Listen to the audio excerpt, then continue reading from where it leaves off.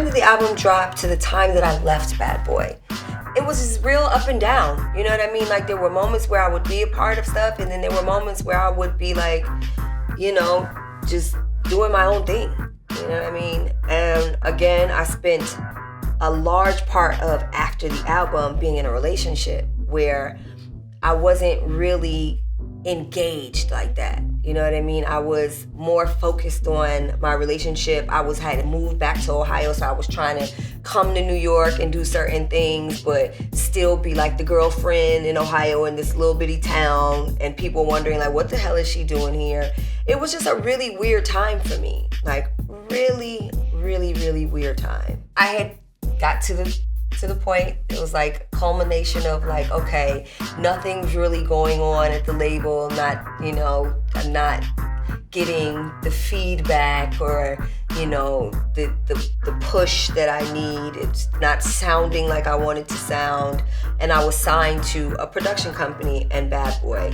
And I was in the middle of this whole like relationship where the production company has like a weird relationship with Bad Boy. I'm getting caught up in this weird relationship. I have a weird relationship with the production company. And it just got to a point where I was like, okay, you know what? I'm not doing this. You know what I'm saying? So I got Londell McMillan, who was super duper like industry lawyer.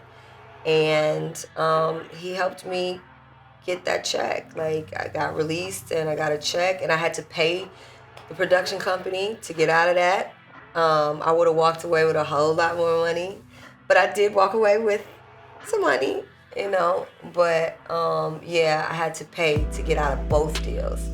But honestly, I would say this: the freedom that I felt afterwards is priceless. I think I definitely was misunderstood.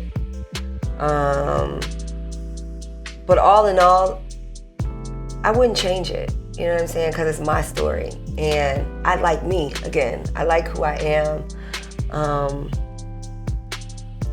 The one thing nobody could take from me, I make great music. I can sing my ass off. And I think I'm a pretty dope person. If you have the opportunity to know me, my way of keeping my sanity and being happy was just to like get low. You know what I mean? And just block that out and live my life. You know what I mean?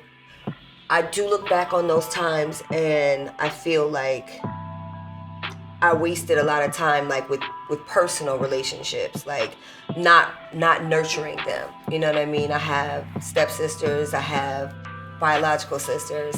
I feel like because I'm such a recluse and I was going through so much, I feel like I spent a lot of time being to myself, and that's probably the hardest thing when I think back on that time, is that I missed a lot of time with those people, so that's the hardest for me. Not what I went through with Bad Boy, and because that comes with the territory. But yeah, I feel like even with family, because I lived in New York, I feel like I missed so much. And even with having my daughter now, I waited so long because it was just music and being an artist and chasing. I feel like I never gave myself the opportunity to just live like my life. It was always this bubble of being an artist, and those are the regrets that I have. It's not so much Bad Boy or music stuff, because I can live with that, because I still have the opportunity, I still have the purpose and the gift that God gave me. Nobody can take that from me.